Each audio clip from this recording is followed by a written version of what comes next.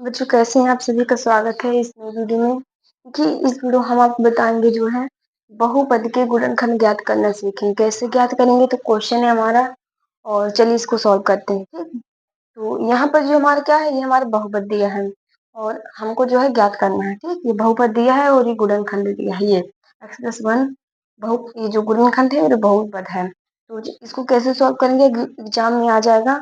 तो फिर इसको कैसे सॉल्व करेंगे तो आइए देखते हैं। ठीक, यहाँ पर हम लिख लेंगे कि दिया है। ठीक, लिख लेंगे कि दिया है, दिया है जो हमारा बहुपद है, बहुपद बहुपद है x⁻³ plus x² plus x+1 है। ये इतना दिया है ना। और देखिए अब इसमें हम जो क्या करेंगे, इसमें हम क्या करेंगे, x+1 ये हमारा क्या है, गुणनखंड है। इसको जो है हम कैसे लिख सकते हैं, x बराबर -1 लिख सकते हैं। कारण क्या है, ये नियम कह रहा है। ठीक है, यह जो नियम कह रहा है कि x, इसको हम लिख सकते हैं x+1, इसको ये x+1 है और इसको जो हम कैसे लिख सकते हैं, इसको हम लिख सकते हैं x बराबर -1 लिख सकते हैं। ठीक, अब ये जो हमारा बहुपद है, ये बहुपद में इसको हम रख देंगे। तो हम लिख लेंगे कि लिखेंगे x⁻³ plus x² plus x+1। ठीक, तो यहाँ पर x बराबर -1 रखने पर ठीक, रखने पर ऐसे लिख लेंगे। देखिए अब यहाँ पर x बराबर -1 है, यानी ये जो बहुपद है, जहाँ जहाँ x है वहाँ वहाँ हमें क्या रखना है, -1 रख देना है। चलिए इसको रखते हैं। x⁻³ है तो मान जो x है तो x की जगह हम -1 रख देंगे। ठीक, -1 रख देंगे। क्यूब लगा है तो क्यूब लगा देंगे। प्लस का चिन्ह है प्लस रख देंगे। तो x⁻² है। ठीक है, यहाँ पर x की जगह में रख देंगे -1, पावर 2 लगी है तो 2 लगा देंगे। ठीक, और क्या है, 2 है। इतना हो गया। फिर प्लस का चिन्ह है प्लस रख दिया। फिर x है तो x की जगह में हम क्या कर देंगे, x की जगह में x की जगह में माइनस का 1 रख देंगे। ठीक, यहाँ पर प्लस है 1 है तो 1 रख देंगे। ठीक, प्लस का चिन्ह है। ठीक है, समझ गए। और देखिए अब पहले आप ये समझ लीजिए कि जो अगर घात विषम है तो फिर क्या आएगा, सॉल्व करने के बाद अगर घात सम है तो क्या आएगा। अगर दो की, अगर यहाँ पर हम लिख लेते हैं कि 1 की घात जो है 5 है, ये घात विषम। ठीक है, अब बताओ ये क्या आएगा, बताइए आप इसको थोड़ा हम और अच्छे से लिख लें।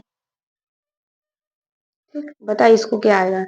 यहाँ पर x देखो -1 और घात विषम है, अगर घात विषम है तो फिर वो माइनस का आएगा। ठीक है, फिर वो क्या आएगा, -1 आएगा। और अगर घात सम है, अगर घात सम है तो फिर वो क्या आएगा, तो फिर वो जो है किसमें आएगा, माइनस का ही 1 वो प्लस का 1 आएगा। ठीक है, फिर वो प्लस का 1 आता है। ये इतना समझ गए। कितनी भी बड़ी संख्या हो, अगर घात विषम है तो विषम में ही आएगा, और अगर सम है, अगर घात सम है तो फिर सम में आएगा।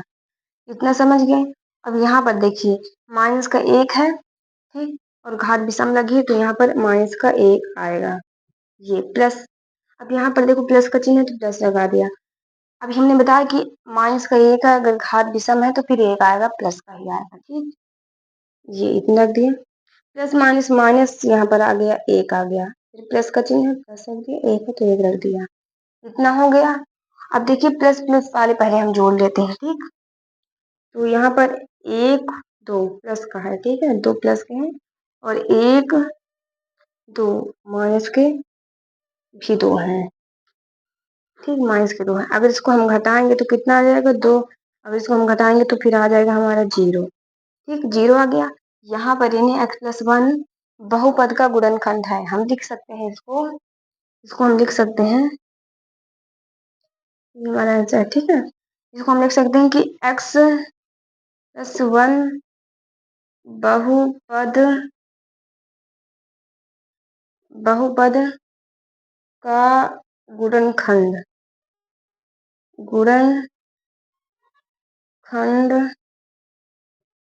है, ऐसे लिख सकते हैं। ठीक, क्या है? x+1 बहुपद का गुणनखंड है। ठीक, ये जो है हमारा, यही हमारा आंसर है ये। और ये जो क्वेश्चन नंबर दूसरा है, x⁴ है, +x⁴ है, +x⁴ है, और +x⁴ x है और +1 है, पावर इसमें नहीं है। ठीक है, तो अब इसको आप जो है SW है, इसको करके आप बताना कमेंट में इसका आंसर क्या आएगा।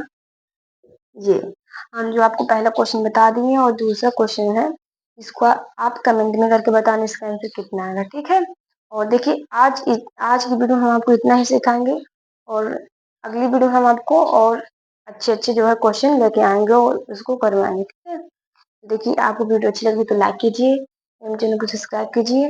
नमस्कार।